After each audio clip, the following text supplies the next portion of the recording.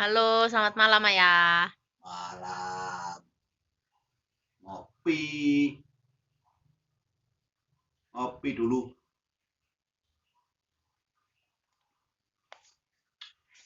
kopi susu, mantap, Lagi apa ini malam-malam? nyantai, biasa, online, Facebookan, WA-an, balesi chat, Hmm, taruh YouTubean, lag- sambil minum kopi susu. Lagi nyantai aja berarti ya. Santai-santai. Kak nonton TV? Alah, kalah haro Dika, apa itu, dalam kokos ini, YouTubean. Mau bincang-bincang bentar yuk. Monggo, apa ada yang ditanyakan? Masalah apa? Sharing-sharing tentang pengalaman. Oke oke, ya ya, pengalaman. Pengalaman apa? Pengalaman Pengalaman. cinta. Oh, bukan. Pengalaman hidup di Oke. perantauan. Oh iya, sip, pengalaman hidup di perantauan. Ini Iya, nih, ada pengen tanya. iya, iya. Gimana sih ya hidup di perantauan tuh seharusnya tuh gimana? Apa yang harus kita lakukan gitu loh. Karena kan ayah udah lama di perantauan gitu loh. Seharusnya tuh gimana kita tuh. Oh iya, iya, iya. Ini hidup di perantauan. Ini pengalaman pribadi saya sama ibu, ibu ya sampean. Saya lama di Kalimantan. Nah, hidup di perantauan itu harusnya pertama, yo menghargai atau menghormati orang lain, terutama penduduk asli. Kita harus saling toleransi lah, menghargai sesama. Apalagi di perantauan, saya di Kalimantan itu di sana multi etnis, maksudnya itu banyak suku, banyak agama. Sauwe Indonesia melumpuk kabeh tumplek dari macam-macam daerah, dari macam-macam provinsi. Ada suku ini, suku itu, agama A, agama B. Jadi kita harus saling menghargai, saling menghormati, dari toleransi. Ya, intinya ini ada kata-kata di mana bumi dipijak, di situ langit kita junjung. Artinya apa? Artinya begini. Jadi kita sebagai warga pendatang harus menghargai adat istiadat atau tradisi di mana kita tempati atau kita tinggali saat itu. Karena kita sebagai orang perantauan, sebagai tamu lah istilahnya, kalau kita bertamu ke rumahnya orang harus permisi begitu, jangan sak enake kudeli dewe. Kita harus saling menjaga kerukunan antar umat beragama, menghargai suku-suku lain, tidak boleh bertindak kriminal, apalagi kontok-kontokan masalah sara itu nggak boleh. Yang penting kita menghargai, menghormati, sopan santun. Intinya itulah, saling toleransi lah, menjaga kerukunan lah. Aman. Pernah nggak sih cekcok gitu sama beda suku ataupun apa? Cekcok apa ya? Cekcok kecil gitu loh. Oh, alhamdulillah saya 20 tahun kurang lebih di tanah Borneo nggak pernah namanya cekcok. Wes, saya tuh koncone wakeh. Bermacam-macam suku, alhamdulillah rukun. Jadi saling menghargai, saling menghargai. Umpamanya teman saya agamanya A, terus hari raya ya kita berkunjung. Begitu juga teman itu tadi berkunjung ke rumah kita. Wes saling menghargai, rukun, akrab. Mantap pokoknya. Kerukunannya itu sangat jos. Toleransi antar Nah, umat nah, beragama berarti ya. toleransi antar umat beragama, adat istiadat kita saling menghargai. Nggak ada pecah belah, kontrak fisik, apalagi adu mulut ya orang tahu, nggak pernah. Kita tetap rukun. Hidup tuh aman, damai di sana. Di tempat tinggal saya maksudnya, daerah kota kecil di sana. Ber- Sekarang disebut Kaltara, Kalimantan Utara. Mantap, rukun nomor satu. Hmm, itu intinya, kerukunan selalu dijaga. Itu hidupnya di kayak perumahan gitu atau di desa atau pelosok atau di mana itu Nah, tinggalnya? karena gini, Mbak Pidi, karena ayah sama ibu itu kerja di suatu perusahaan swasta, itu ada tempat tinggal khusus karyawan, perumahan. Nah, kalau di sini BTN. perumahan BTN Bank Tabungan Negara itu. Perumnas lah ceritanya, perumahan lah perumahan itu khusus kanggo karyawan dan keluarganya. Jadi tinggal di situ tuh berpeta-peta ya ayah umpamanya ini dari Malang itu ya enggak semua orang Malang enggak, ya ada yang dari Jawa Barat, ada yang dari Papua, ada yang dari mana ya macam-macam pokoknya ya ada yang dari Madura tapi ya rukun, ada yang dari Sulawesi ya ada yang asli penduduk Kalimantan tapi tetap rukun nggak ada masalah. Cip. Terus gimana sih kalau seumpama hidup di kampung gitu? Oh ya, setelah sekian lama merantau kurang lebih 20 tahun Kan kembali ke akhirnya kampung. kembali ke habitatnya, ayahmu kembali ke habitatnya, ke tanah asli kelahiran sini ya ini. Kalau menurut saya hidup di kampung ya tetap kita jaga persatuan dan kesatuan, apalagi hidupnya di desa, Mbak Windy. Di desa itu jiwa apa ya persatuan kesatuan tangguh apa tinggang rasanya tinggi, hidup gotong royongnya masih tinggi, jadi kita tetap menjaga itu persatuan kesatuan, gotong royong, terus ya saling menghargai.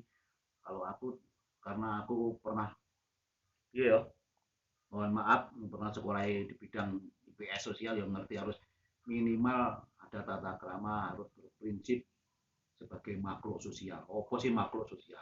Makhluk sosial ini bahwa manusia itu hidup di masyarakat. Intinya nggak bisa hidup sendiri tanpa bantuan orang lain. Kalau jadi nggak iso urip duwe wemple tanpa bantuan orang lain. Makanya saya pernah posting di Facebook atau apa di media sosial, hidup tuh ojo dumeh. Ojo dumeh itu ojo sak enake dhewe. Ibaratnya weh kamu sekarang kaya, duitmu banyak, sugih, secara materi sembarang keturutan, tapi jangan bergaya hidup mewah seolah-olah kamu bisa urip dhewe. Jangan.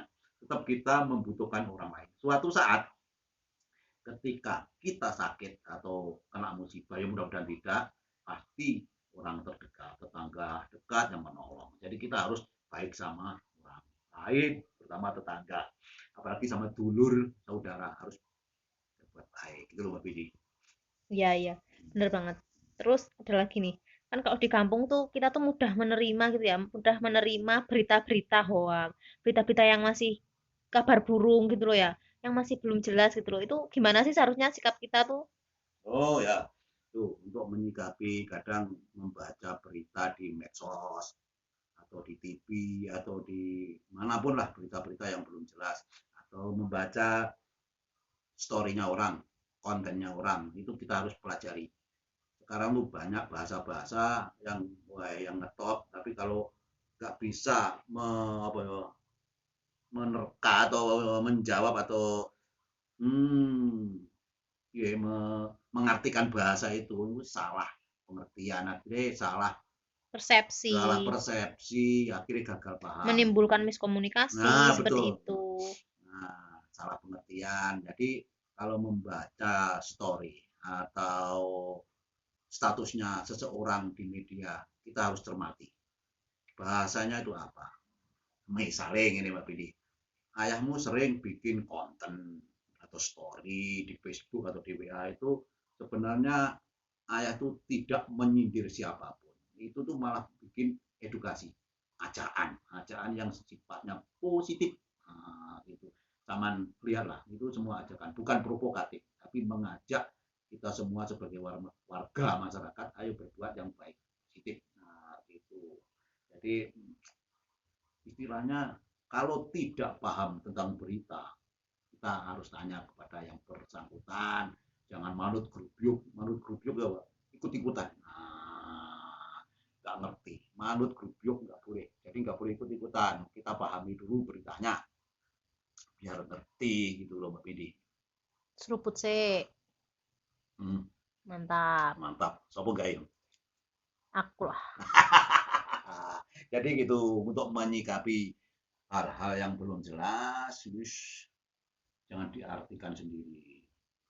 Seperti kata-kata itu loh Mbak Widi, ada di loker-loker lowongan kerja itu kan banyak jebakan-jebakan Batman. Maksudnya kata-kata yang mungkin banyak calon pencari kerja itu nggak ngerti. Wah, dibutuhkan konsultan marketing. Wah, kita masuk, loh, dikira itu kerjanya di kantor. Wah, setelah kita di sana di interview ternyata jadi sales. Ya, telemarketing gitu Nah, juga kayak kan. telemarketing. Oh, kita masukkan lamaran jebret. Begitu di interview ternyata apa? Jadi sales. Ya, Sales. bahasanya semua marketing, marketing. Iya benar, marketing itu pemasaran, bagian market, bagian pemasaran. Yo sales lah. Nah, begitu Iya, ceritanya. iya, Ya iya. sama bikin konten-konten atau story itu kalau nggak mengerti artinya itu kok salah paham. Orang salah paham, harus dimengerti.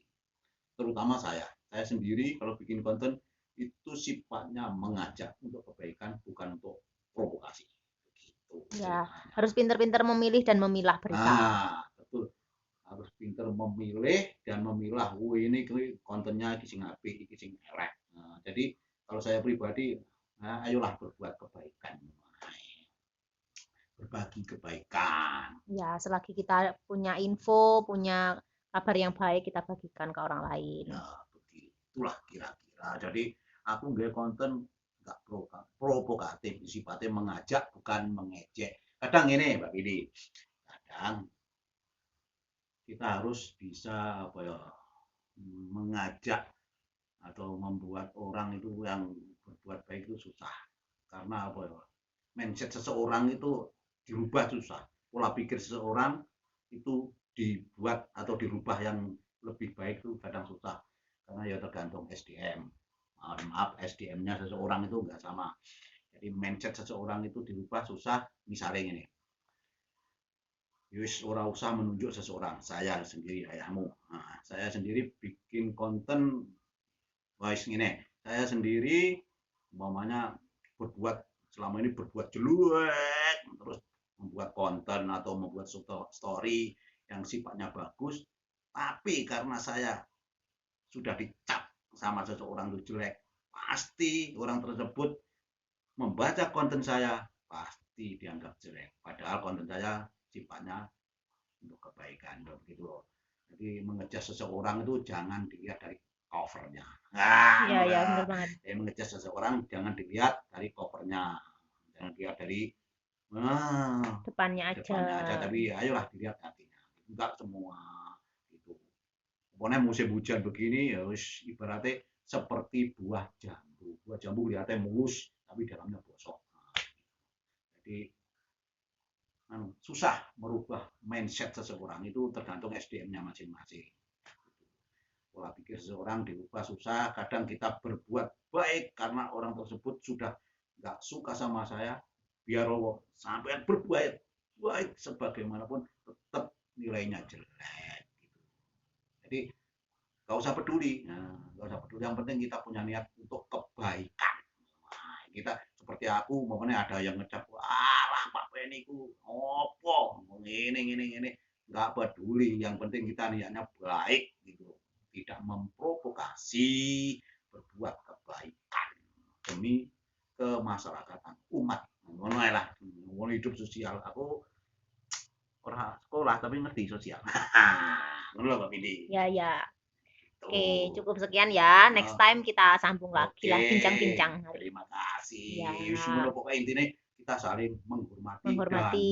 menghargai orang lain. Ya, Wes aman. toleransi. Toleransi, kita jangan jadi provokator atau Benar, memprovokasi. benar Sip. banget. Jangan memperpecah-pecah. Berpecah belah. Iya, benar banget. Jangan memperpecah Apalagi belah. di musim corona ini Iya, ya. aduh. Kita Ya wes. saling menjalin persatuan dan kesatuan. Ya. Sip. Silakan dilanjut ngopinya. Terima Oke, terima kasih. kasih. Selamat malam, saudara.